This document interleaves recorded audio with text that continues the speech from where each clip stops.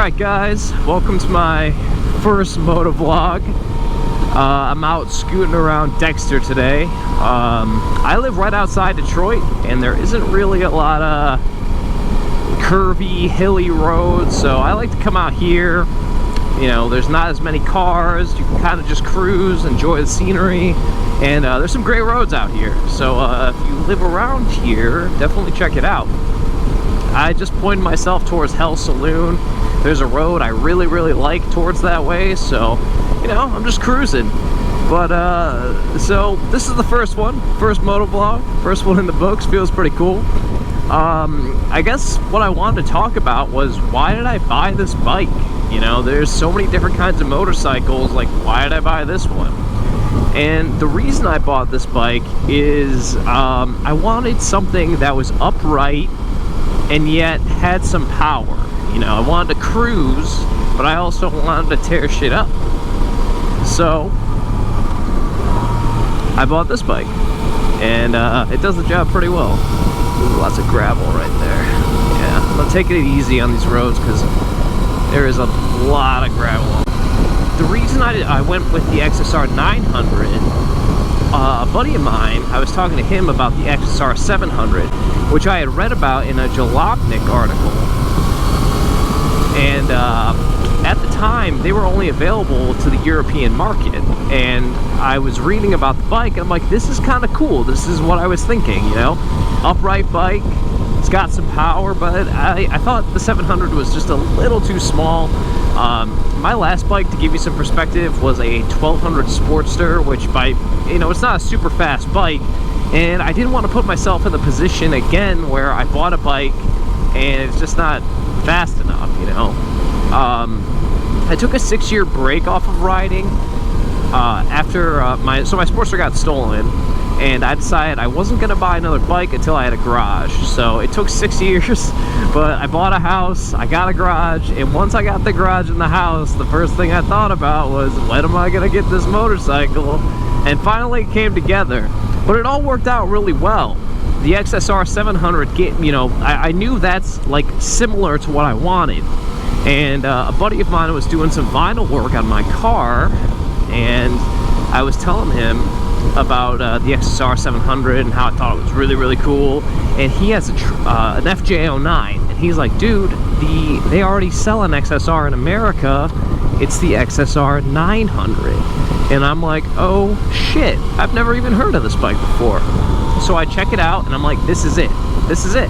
It's got the upright seating. It's got this CP3 cross-plane crank 3-cylinder engine that I had heard so many good things about.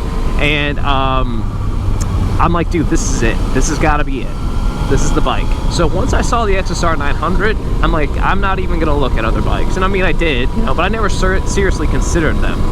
So eventually, around, I think, March or April, I found, you know, I was scouring Craigslist and all these bike listing sites and all this stuff, just looking for one. And somebody was selling one close to my house, so I hit him up and I'm like, you know, let's check the bike out. You know, it had like 900 miles, you know, it was barely ridden. And I go, we meet up, we're in the garage, and I'm like, all right, man, well, if you want to sell this bike, I'm ready to buy it. And so bought the bike. You know, it was bone stock, completely stock. I was so excited. I was like riding to work on 30-degree days because finally, after 6 years of waiting to have another bike, I've got another bike. And you know, it sounds kind of corny, but when I didn't have a motorcycle, I really felt like something was missing in my life. Like there's a part of me that I wasn't, you know, and any time a bike would go by or I'd see some bikers, I'd be like, fuck, man, that looks so much fun, you know, like so much fun. I miss that. So I knew I'd get back on a bike, but after having a bike stolen, I was just paranoid, you know. I wanted a garage. I wanted somewhere where I could store it, work on it, all that jazz. So here we are. It's an awesome bike. It's such a good bike. Like, I hadn't really ridden anything like this. I never rode a 3-cylinder before, and this thing has just got torque for days. It's got so much power, and you really don't even need to get on the throttle to access the power. It's just there across the rev range. I've actually took this bike to West Virginia with my dad and it's decent for touring. You know, it's not a touring bike by any means, but it wasn't bad. I bought a bag, strapped it to the back, and kept on going, and I had a great time. And it really made me realize I really love touring. I really do. And I plan on doing more with this bike, and hopefully I'm going to do some videos where I can kind of like show you guys some of the things that I've been doing to make the bike a little more comfortable for big rides. But you know, it's not what the bike's really about. This is more of like A to B, cruising around town. You know, it's got the power when you want it, but for the most part you can kick back and just enjoy the bike.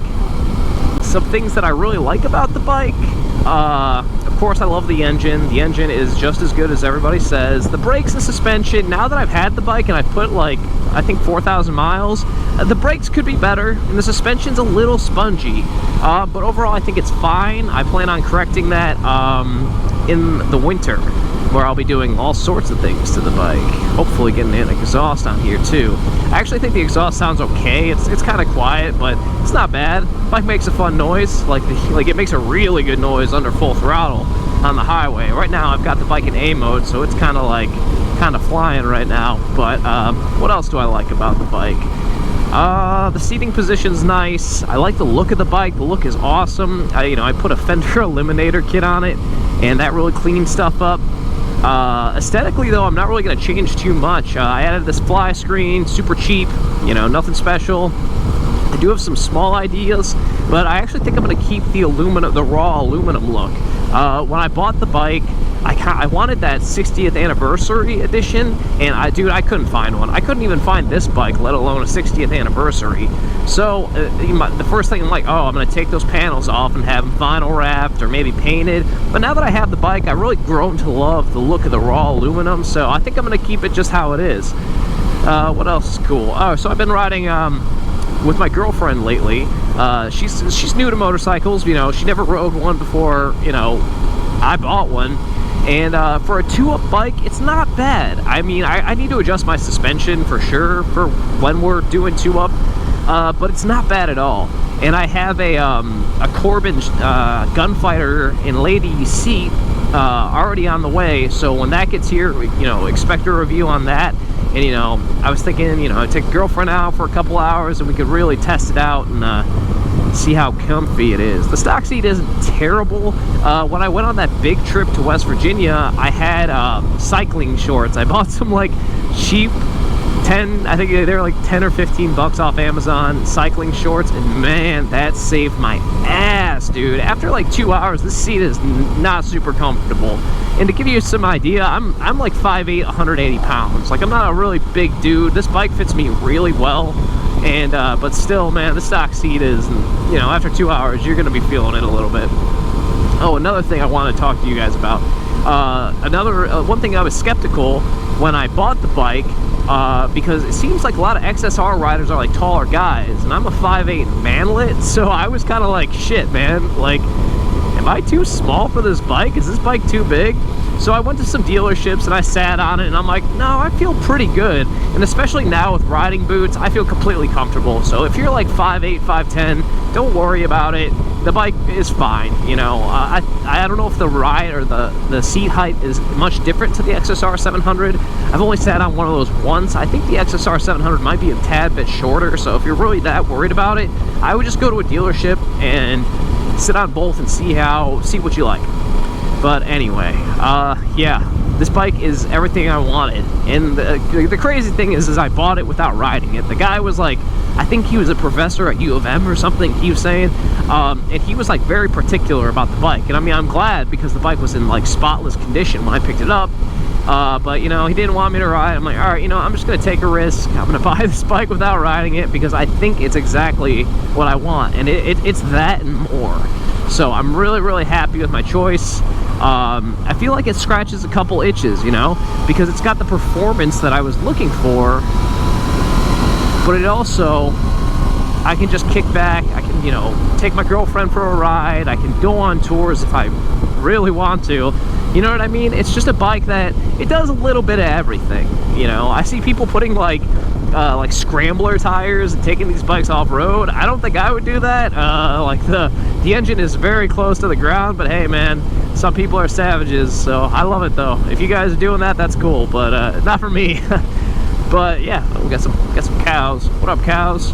But anyway, awesome bike, and that's why I picked this up, because it does a lot of things. You know, it's versatile. And my last bike was versatile too. Like Sportsters, you can do anything with. You want to build a tracker, build a tracker. You want to build a bobber, that's what I did. You know, chopper, you want to build a small little touring bike, you can do whatever. I like the versatility of Harleys, but I was just ready to try something new. You know, I grew up around Japanese bikes. I didn't grow up around Harleys. I think I was the first person in my family to even buy a Harley when I picked mine up. You know, yeah, I think we're gonna turn around here. You know, my dad rode Kawasaki's, and I think mostly Kawasaki's actually. Maybe there's a Honda Shadow in there at some point, if I remember correctly. But you know what I mean? Like Japanese bikes. That's what I grew up with, and I'm glad to be back on one. I don't really have a huge preference as far as the country of origin as far as my motorcycles go. I just want it to be good. You know, it's got to be, you know, fun to ride. It's got to have heart, and I think this bike has a ton of it. It's got a ton of attitude. This bike is just, it feels like it has a soul, which to me, that's exactly what I want. I want to feel this bike, and quite literally and like emotionally. I think riding motorcycles is a emotional thing for a lot of people. A lot of people find riding motorcycles to be like a release. You know, it's a good way to relieve stress. You just go and you just enjoy your day. Holy fucking gravel. I'm gonna have to edit all these swear words out. Alright, let's fucking go. I like that. Alright, man, there's so much gravel around here. But yeah, anyway. So, the instrument cluster is super easy to read. I heard some complaints before I bought the bike that it's too bright at night. I kind of disagree. It doesn't bother me, but that might be just like a personal preference. I don't find it too bright, although I do, most of the time I ride with a mirrored shield on my RF 1200, so it's possible that's kind of affecting the glare, so I'm not getting it nearly as badly, but it's hard to say. I like the look of the gauge too. I like that it's circular. I think that kind of fits the like neo-retro look that this bike's going for, and I also like that it's offset like the FZ09. I think that's cool. Like that's a nice little, you know, touch. I see a lot of gauge relocation kits, but at this point I don't think I'm going to put one on. It might, I don't know if I could even run that with the fairing that I'm running, or I'm sorry, the fly screen. Which, by the way, check out my channel. I did a video on this. I got this on eBay for 20 bucks, and it's not made for this bike, but it'll fit. And go watch that video if you want to, you know, throw a cheap fly screen on your bike. I've seen the other options, and I was like, man, I don't want to spend 80 bucks on this. So 20 bucks looks cool. Whatever. Anyway, what else are we talking about? Oh, alright, so another thing I like about this bike is the kill switch is also the start switch. It's a nice little touch.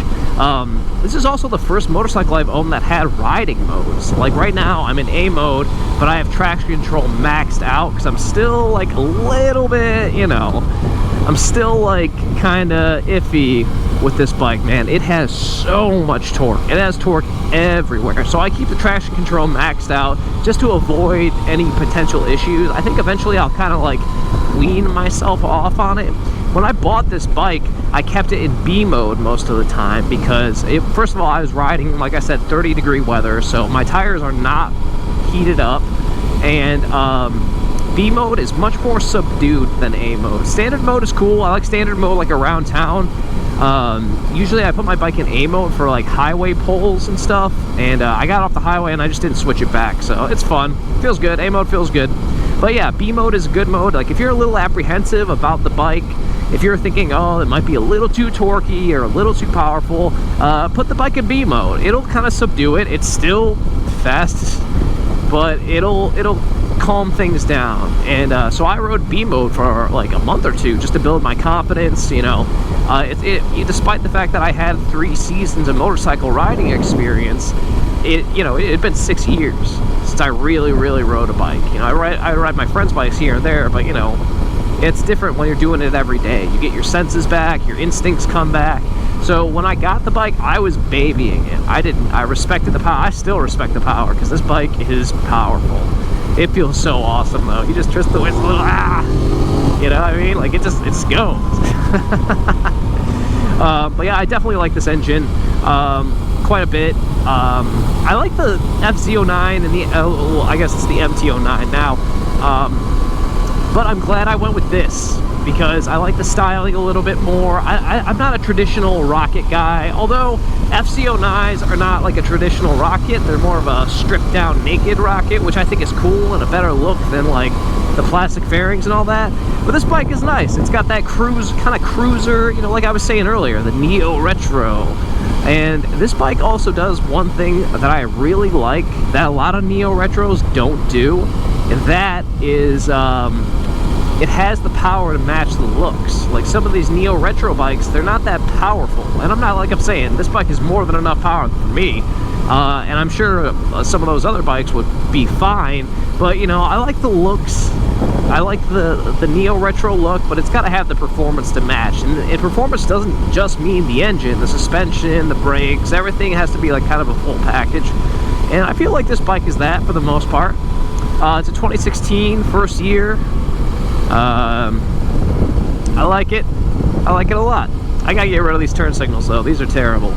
That's probably the next modification I'll be doing after that seat, because these are terrible. They just look so, you know, they're parts bin turn signals. Like, I mean, it is what it is. But they gotta go. But yeah, so it's been super cool. It's been fun. I think like I said, I put like 4,000 miles on it at this point. A lot of that mileage came from that big trip to West Virginia, and I really got to test the bike out on some mountain roads. And I wasn't riding it too crazy because, you know, I wasn't trying to get in an accident. I still, like I said, respect the power of this bike quite a bit, you know, but I was just trying to have a good time, and we had a great time. But this bike is definitely more than capable of handling any road you throw at it, man. It just eats up the corners. Eats up the corners. No big deal. You know, when I started riding it, I was, you know, very timid, again, respecting the power. But then once you kind of feel the bike out, man, you can really, you know, I don't think I've really dragged pegs or anything, but you can get this bike low and have a ton of fun with it, which is cool. And you can just flip it on a dime. You can go from cruising to making power, like I've tried to do right now. I should probably shift down. But yeah, I'm trying to just kind of ride slow today. It's kind of weird, like doing this motovlog thing where I'm like talking and also riding. So I'm trying to take it a little easy, you know. Obviously I'm not going to be cutting up when I'm talking, and kind of just enjoying the scenery, man. This is like so nice to be out here. I haven't taken the bike out in like about a week. Like I've been like commuting on the bike, but it's not the same, you know. Like I said earlier, man, where I live, the roads are flat and boring. This is, you know, when I was looking at bikes in general, I'm like, well, a big portion of the time spent on this bike is going to be commuting, you know. So it's got to be comfortable. I don't want to be hunched over a tank, you know. I just want to be kicked back, my back straight, and that's what this bike does. It does it well. All right, some dislikes on the bike. The headlight is just a standard halogen bulb, which is kind of disappointing. I understand it fits the look, but definitely in the future I'm going to be looking into some LED options or something a little brighter. It's not that bad at night. I mean, I try to avoid riding at night generally, but it's not that bad. It's serviceable, you know, but at the same time it would be nice to have an LED, but of course I can just take care of that myself. Alright, Glenbrook, that was the road I like to hit. We're going to turn around up here. But yeah, the headlights, it's a little disappointing.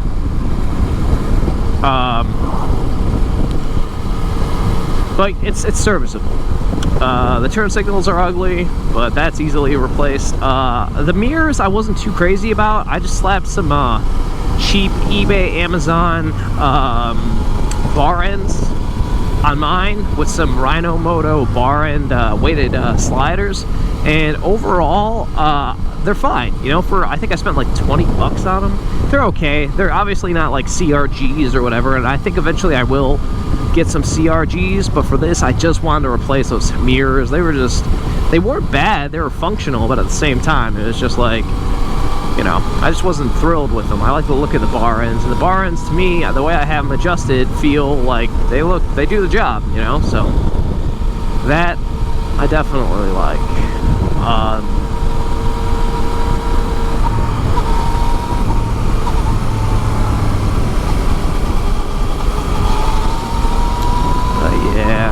Yeah, it feels great to be on the bike. Feels good to be hitting some curves. I got a backpack on at the moment. I took my bike to work, and I just rode up here afterwards, so I got all my work shit on me. I like this place. Hell Saloon. This place is cool. See some cool bikes up here. I've only been here a few times, actually. I like it, but I just kind of like stumbled on it the last time I was out here. And it's a cool place, though. People that work there are super nice. The food's good, beer's good, so what's not to like? Nice yammy there. All right, let's check out Glenbrook. So I really like this road. It's a fun road, and this bike is made for it. I might put it back in standard, though. So yeah, that's it, man. That's why I bought the bike. I like it. It's a great bike. If you're considering this bike and you have any questions, feel free, you know, leave them in the comment section. I'll do my best to answer them. I feel like I've got some perspective as like a new owner. I don't regret buying this bike at all. This bike checked every box. It does a little bit of everything, and it does it so well. This engine is fun as hell. If you're looking for a little torque, or just, you know, just something with some punch, this engine has so much personality. I definitely recommend the bike. This is not a first bike, though. I'm going to do a whole video on why, if you're looking for a first bike, don't buy this one. It's too much. It's too much for a new rider. Even if you're disciplined, it's too much. Way too much bike for a first rider. But I like it. It's been a ton of fun so far. It's going to be fun just taking it apart. I've got some big plans for the winter, and I'll be sharing that with all of you guys. Thank you for watching. If you have any like constructive criticism, let me know. This is kind of, you know, I'm new to this thing, so I want to get good at it.